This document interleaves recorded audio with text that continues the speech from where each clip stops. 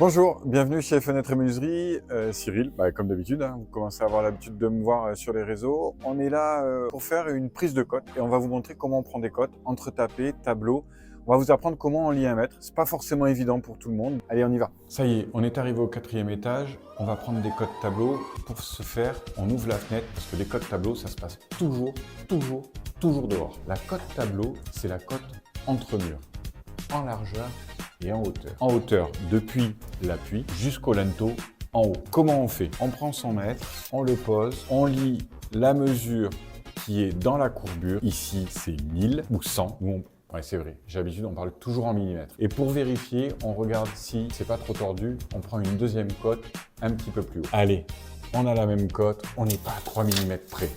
1000 de large. Alors, ici, cas particulier. Là, on est sur un garde-manger.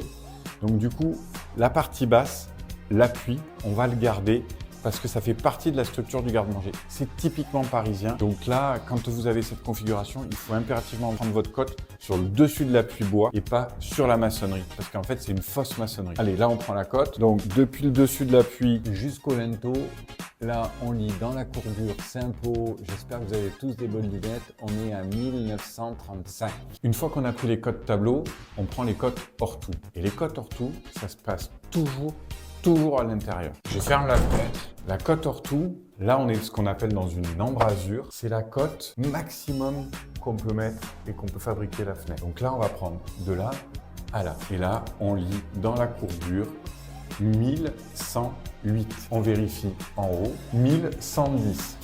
Qu'est-ce qu'on fait? On prend toujours la cote la plus petite, 1108. Pour la hauteur, c'est pareil. On se positionne sur la partie basse et on va jusqu'en haut dans l'embrasure. Ah, j'allais faire une erreur. Étant donné qu'on garde la pièce d'appui, on réouvre la fenêtre et on le prend depuis le dessus jusqu'en haut dans l'embrasure en partie haute. Et là, on lit 1980.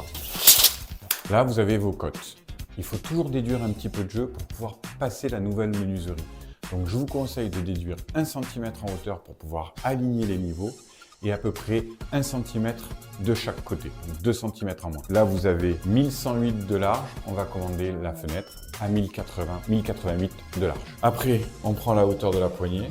Bon, là, elle est à 500. Toujours du bas de louvre. On vient de voir comment on prenait des menuiseries en cote tableau. On va rajouter une petite difficulté. On va aller dans le salon et on va vous montrer comment on prend des cotes entretapées en plus de la cote tableau.